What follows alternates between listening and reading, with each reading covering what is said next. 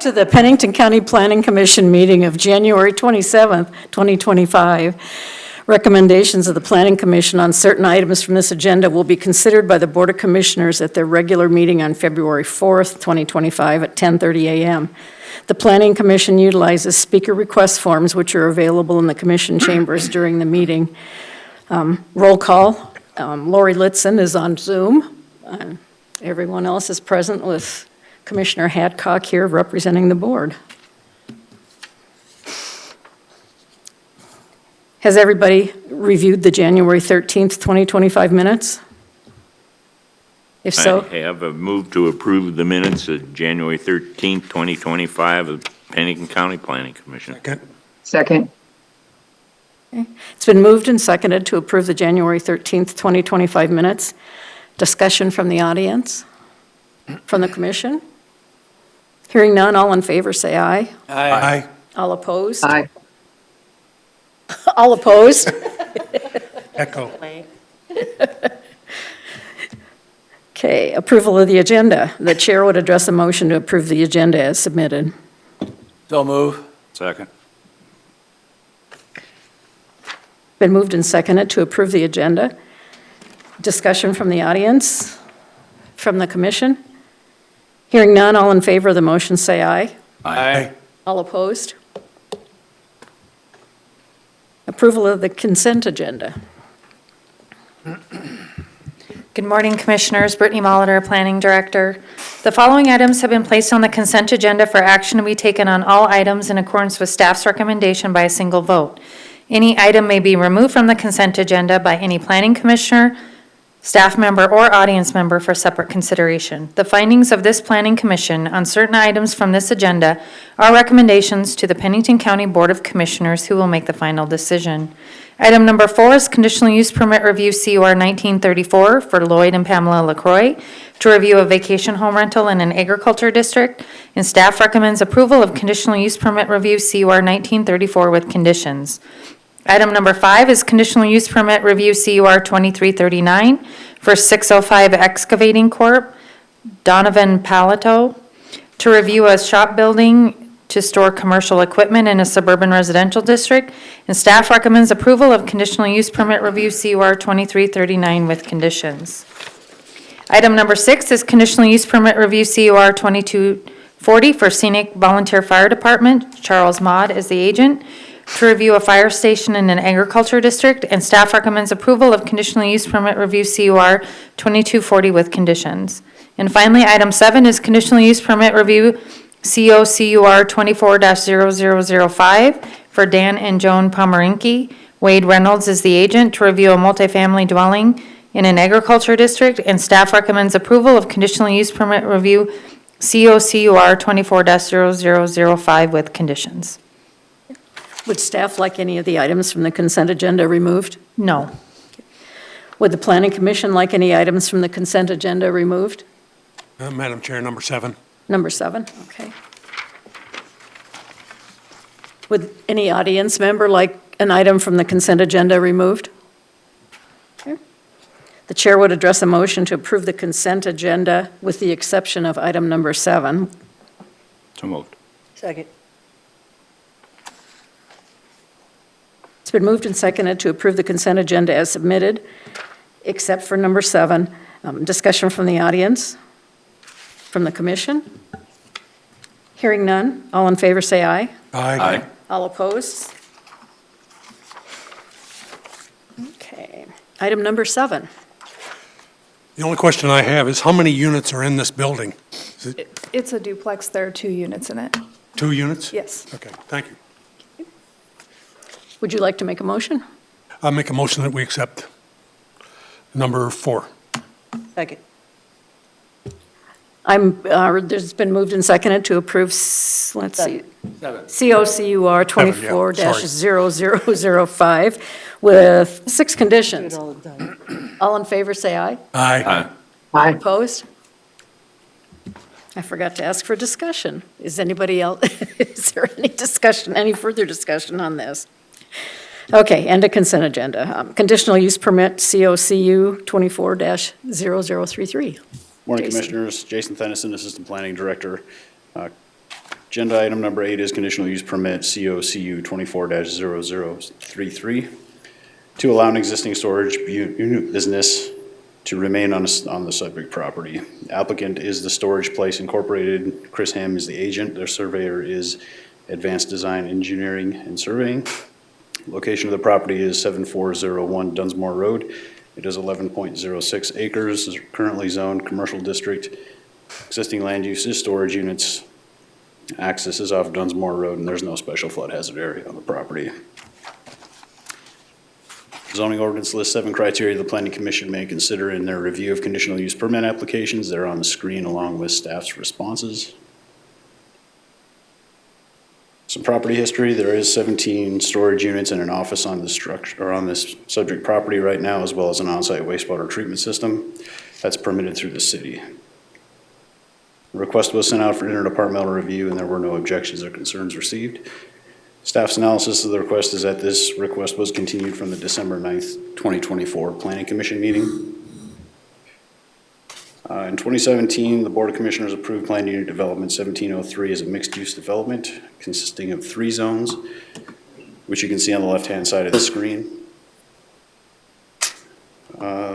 In 2021, the Board of Commissioners approved a Planned Unit Development amendment to allow a setback of 6 feet from storage units, and you can see that on the right-hand side of the screen. That'll be considered legal nonconforming for this request moving forward. Between 2018 and 2024, all other portions of this PUD were annexed into the city, leaving this as the last remaining parcel in the PUD, which required the rezone and comprehensive plan amendment that the Board of Commissioners approved on December 17th of 2024. So since the storage unit business is not an allowed use by right in a commercial district, that's the reason for this conditional use permit. Staff has not received any public objections or concerns regarding this proposed use. With that, staff recommends approval of conditional use permit COCU 24-0033 with conditions. Does the Planning Commission have any questions for Jason? Jason, could you bring the mic a little closer? Some of us are old and can't hear too Sure. well. Yeah, I could hear an echo in here, so I wasn't sure.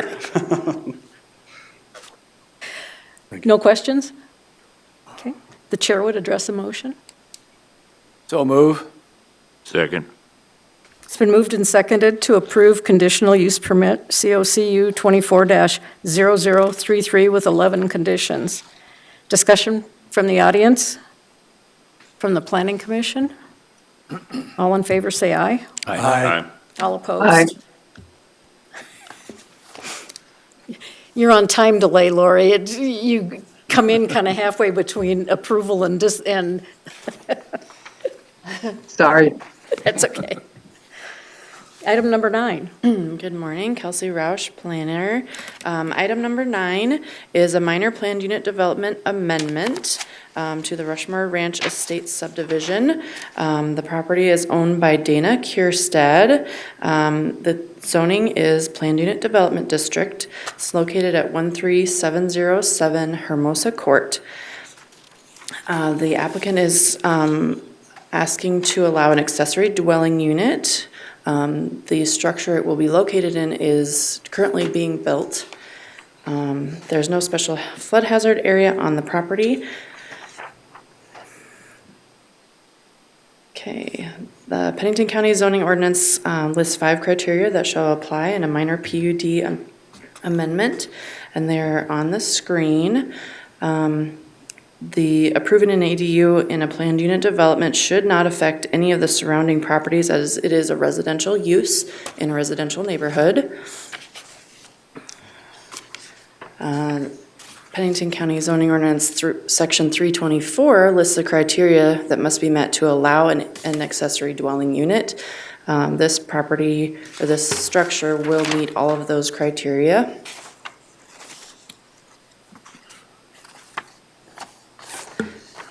There are 2 building permits on the subject property. The single-family residence itself was built in 2021, and then this structure received a building permit this last year for just a detached garage with a loft. They have since come back and asked to finish the loft into living space with a kitchen and a bedroom. There is the structure that will be the ADU. There were some comments made by the county fire administrator. Currently, the plans show that the escape route from the loft goes back downstairs into the existing structure. So they do need to change their plans a little bit and provide an direct outdoor access. I believe, the property owner is here, I believe the plan is to put a deck on and then have stairs down to the ground so they can have direct access. And then that will be taken care of during the building permit process. Chair, Yes. is Rushmore Ranch, is that the area that had problem with water? Yes. Okay, so what's going to happen with the water issue, adding not just one building, but now adding two on an area that they already have issues with water distribution? We didn't receive any comments back from the Fire department? water. Jason, do you remember that discussion we always had on Rushmore Ranch and the area for water? Yep, I think the majority of that discussion came from Mountain Meadows subdivision. Not this side? With the notes on the plats. Okay. Rushmore Ranch has enough water from their water district to support any development within that PUD. Does Rushmore or Mountain Meadows use, and did they, bottom line, are they using some of the water from Rushmore Ranch in order to maintain Mountain Meadows? And now if we add more accessories in Rushmore Ranch, that it's going to take away from the water that's supposed to be using and been distributed to Mountain Meadows to be able to meet their fire code? Yes, that's our understanding from our conversations with that water district, is that they have enough to support Rushmore Ranch and conditionally Mountain Meadows. Even with the accessory dwellings and more buildings, Correct. they still can supply enough water to put the fires out? Yes, I believe this was routed out to them for comment as well, and we didn't receive anything back from them. Thank you. Madam Chair, Yes. just a question, Kelsey. I haven't seen it used for a while. Your number 13 condition, which is statement of understanding. I assume that does have your items from your building in regards to your fire coordinator's comments, because some of those are what would I say? They've got to have some other things besides that door to Right. meet your building requirements. And- yes. And a couple of them are the contractor's going to have to do it right. Are you going to have that reviewed by the fire coordinator? Yes, and the applicant has already been in contact with Jerome Harvey. They talked on the phone, and we will make sure Jerome is, we'll have him look at the plans when they're submitted too, so. Because I can see from contracting, I mean, what the biggest danger is that where they're living is actually in a vented space, and the fire's going to go right to them if it comes from downstairs. Thank you. And the applicant is here, so they can, As long as they understand what the fire coordinator is asking for and why he's asking it, I don't have a question for the applicant. Are there any other questions for Kelsey?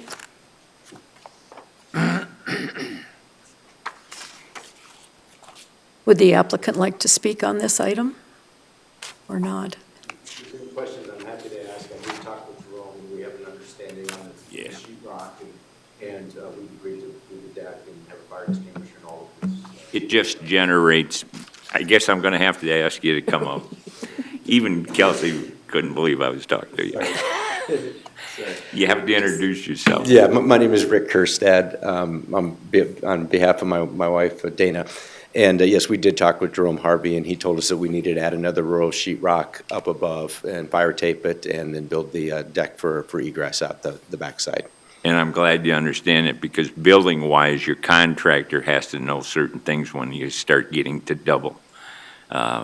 sheetrock, and that's what I was alluding to. The contractor is going to have to be familiar in how to meet those requirements and do them right. Sure, yeah, I mean, we've been working with Cousin Construction, who's very, yeah. very well-versed in the area and does a great job. Yeah, it was built originally, the loft was built to hold a significant weight, because we thought we might use it as a barn to hold hay instead, and now it's going to be, it's engineered strong enough. It's got 2x8 underneath all the way across, and it's an engineered truss system. Excuse me, 2x10 underneath. Yeah, I just think the fire coordinator was worried about venting more Sure. than anything Sure. because of the design of the building. Yeah. Any further questions? The chair would address a motion. Move approval of COPU 24-0007. Second. It's been moved and seconded to approve COPU 24-0007 with 15 conditions. Any discussion from the audience or from the Planning Commission?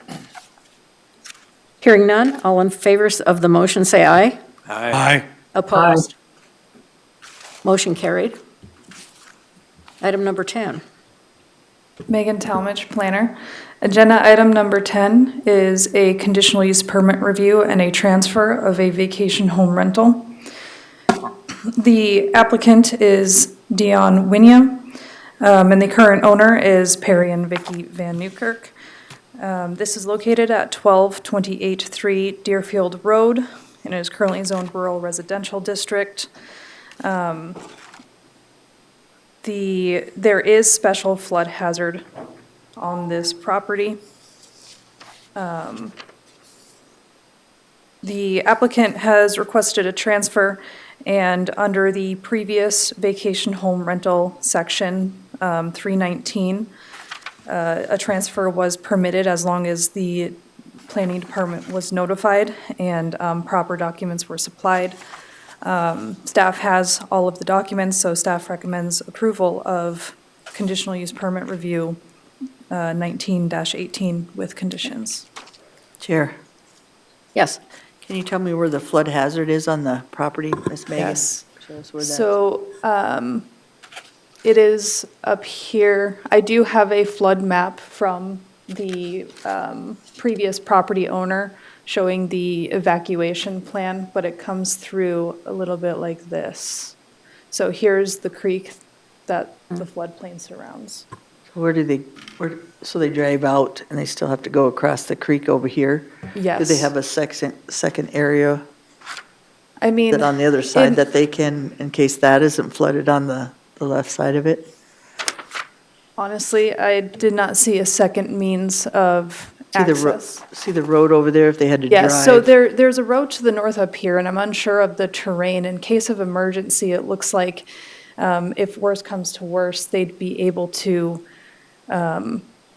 use this, but as well, the elevation greatly increases on the backside here. So they may be able to get above that. But here is the main means of exit, and as far as I can see, this is an emergency secondary. Oh, it wouldn't be just for flood, it'd be fire too. So that's the main areas, if there was a fire, guess they can run into the creek. Megan? Yes, Can but- I drive by here all the time. Yeah. You know, I just live down the road. So bottom line, the main thing is you're not just Go ahead. thinking of one emergency like the flood, for flood hazard. You're looking at any emergency, as you've seen from Los Angeles and other places where they're having all kinds of fires and stuff. Want to just make sure we have an access for people to get out, so. And you think that's adequate for emergency? I do. Charlie? That house elevation-wise from the flood and the creek's got to be 40 feet higher, probably maybe even 50. So as far as immediate flood danger, there's a lot of elevation difference between the house and down where they cross. They do cross on this road and cross the Mickelson Trail. On the other hand, getting out, that's a drive situation. I'm sure there's some access and whatnot. It looks to me like if you ask and let them work it out with the neighbor, The only problem they'd have going out that way is whether they'd have to cut the barbed wire or not. So if you could talk them into, maybe everybody's happy if there's just a gate there they can open if they had to use that to get out either due to fire or flood. It's really a safe thing, and then besides this, you see what's to your left in the picture? That's all a lot of elevation increase. It would definitely, unless it started at the bottom, it would go up. It's not gonna come from the top down normally in very quick order. I mean, we all know the fires, when they get up on the top, they kind of walk down, but they don't race down the side of the hill. They go up because of the heat. So anyway, that's, what I'm saying is, you have some time to deal with emergency circumstances for both things, fire or, unless it was right on their property, then it would go up and probably away from the buildings. Observation only, but I can tell you, I've been by there, hundreds, thousands of times in 40 years, so go ahead. Thank you, Charlie. Are there any other questions for Megan? Michael? How many structures are on that piece of property? And looking at the satellite photos, what actually is that? Yeah, it looks like there is a smaller shed, a detached garage, which is the structure farthest north, and then the residence, the structure furthest south. Okay, because I'm like Charlie, I go past there a lot, and I didn't remember the other structures here like this. They have an extra garage, they have parking underneath the house on the south end. Okay. As well, there's a one-stall parking garage underneath Okay. the house. But the other is a garage, they're both cold storage as far as I know. I've seen them get their equipment in and out of there to do things around the place, but it's just cold storage. Yeah, okay, good enough. That's all I got. Any further questions on this item? The chair would address a motion. Make a motion that we accept it. Second. Thank you. It's been moved and seconded to approve conditional use permit review CUR 1918 with 13 conditions. Any further discussion? All in favor, say aye. Aye. All opposed? Aye. Okay. Item number 11. Agenda item number 11 is conditional use permit, COCU 25-0001, and it's to allow a home occupation for a salon, both aesthetics and hair. The applicant and owner are Catherine and Brock Linderman. This is located at 5140 Twilight Drive. It is currently suburban residential zoning district, and there is no flood hazard on this property. The applicant is requesting a home occupation to operate an aesthetics and hair salon. A portion of the single-family residence will be renovated. Since it is going from finished space to finished space, they won't need a building permit for that. During the site visit, staff noted that there's no address posted on the property and that there's a lot of bare ground at the moment, so it will need to be reseeded. But those have both been addressed as conditions of approval. After speaking with the applicant, it sounds like the access off of Meadow Lane will not be utilized, so an approach permit would not be required for that. But staff recommends approval with, I believe it's 14 conditions. Does the Planning Commission have any questions for Megan on this item? Garrett? Yes. Somebody. I live right down on Meadow Lane a little ways, and we're wondering In about. order. Oh, I'm sorry, introduce yourself, please. Oh, I'm Les Mitleiter, and I live at 1608 Meadow Lane. Thank you.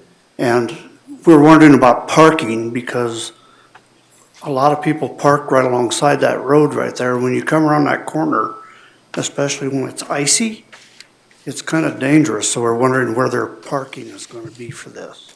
So part of the conditional use permit is that they have to provide a certain amount of off-street parking for the people visiting. I don't have a site plan showing where exactly that parking will be, but the applicants are here. Okay, because I know there's a lot of area back there in the back, but we just wanted to make sure that the street stays clear because the Yeah. previous owners always had something parked there on the side and it's wicked.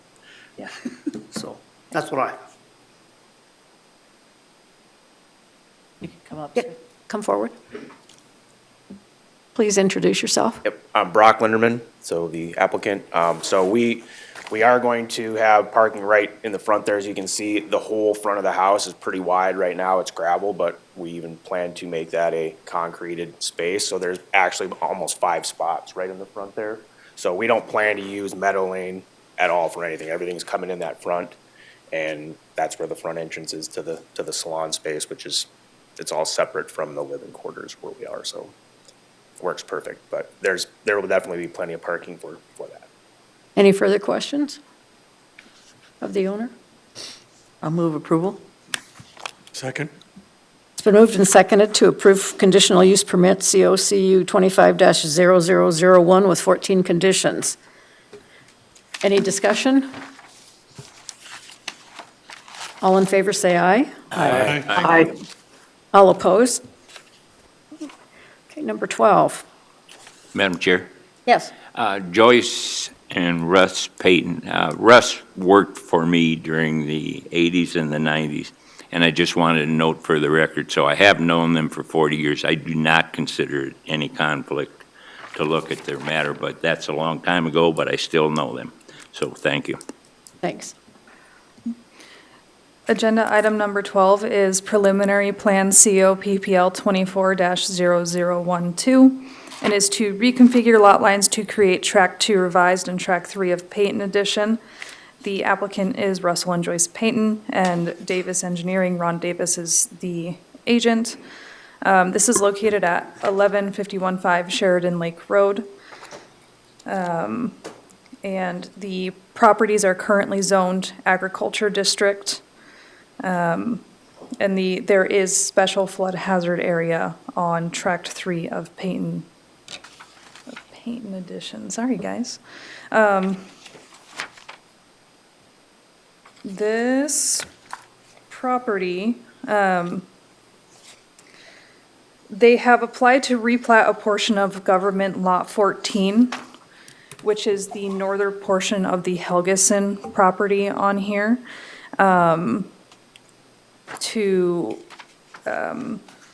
into Track 2 of Peyton subdivision. There will be no rezone required as both properties will remain above 10 acres. The applicant had previously operated a bed and breakfast located on government lot 14, which is the leased land seen in the property history section. But since the use has stopped, and I know that there are plans to remove at least one of those cabins and the other will not have living space in it. For Burgess Road, a subdivision regulations variance was obtained so as not to improve to ordinance 14 standards. But staff recommends approval with 4 conditions. Madam Chair? Yes. I'm sure Megan did a lot of history on this. The Peyton family, Russ's mother was like a pioneer. I mean, they go all the way back. And these 2 people, Russ and Joyce, inherited this property from his mother, who lived to be very ripe old age. And they did the bed and breakfast part. So they're very familiar with the property, but over the years, this has been there a long time. So I'm sure that they're looking at finally making some changes. Russ has got to be, I bet Russ is in his 70s now too. So late 60s to 70. And it's the same thing we all look at doing with our property. They're trying to get it straightened out so that they have it in an acceptable way to resell it. Thank you. Okay. Does the Planning Commission have any questions for Megan? Okay. The chair would address a motion. Make a to motion that we accept CO PPL 24-0012. And how many? Four. Yep, four Second. items. Charlie, you seconded? Yes. It's been moved and seconded to approve preliminary plan COPPL 24-0012 with 4 conditions. Any discussion? Hearing none, all in favor of the motion, say aye. Aye. All opposed? Motion carried. There isn't an executive session today. County Board report. Good morning, Commissioners. Again, the County Board report, the Board of Commissioners concurred with the Planning Commission's recommendations from the January 13th Planning Commission meeting. Okay. Items from the public, we don't have any. Items from the staff? We don't have any items. Okay. Items from the membership? Can I ask a question? Yes. The vacation home rental ordinance got changed. I forget, did it actually get rescinded? Well, I know it got changed, but my question is, the homes that were approved under that old ordinance, does that just stick with the property for the life of the property, or is it removed at some point in time, or? Sure, I'll try to answer that question. So they were given a choice if they wanted to maintain their existing conditional use permit, or if they wanted to go to a VHR license, because it's a licensing procedure now, and that ordinance did go through. Some of the original CUPs have chosen to keep their CUPs because it goes with the land, and it secures that property right in the instance that maybe anything ever would change. So many of them have kept their CUPs. Some have switched over to a license, but a majority of them have maintained their CUPs. And so the reason they would have chosen to continue as they were is so, like you said, it sticks with the property instead of, like, if they sell it or something, then that new person would have to go and come through the licensing procedure. Is that probably why they did that? Yes, or a CUP, it secures that property right. So if the ordinance ever changes, they still have that CUP in place. So they're grandfathered then for any new additional terms, or would they still have to comply with additional terms if that was ever changed? They just have to meet the terms of their initial conditional use permit. So, Okay, thank you. Just wanted to understand that. okay. So if these people sell it, the next people coming inherit it right off the bat? No, they still have to go through the transfer process or whatever process And it was. would be the new system instead of the old at that? No, it it'd would still be the old. under the Okay, one. I just wanted to make sure. Okay. They could do However- either or. You were one little thing in there, just so Laurie knows.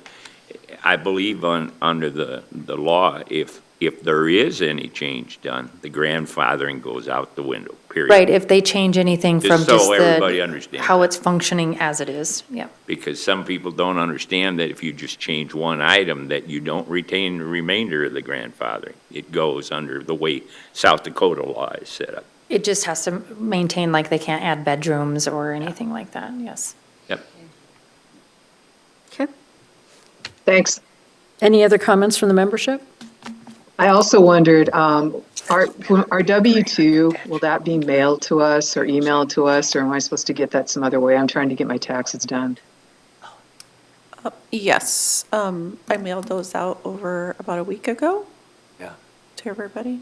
I got it. I got it. Okay, well, I'll look for it. Thank you. Okay.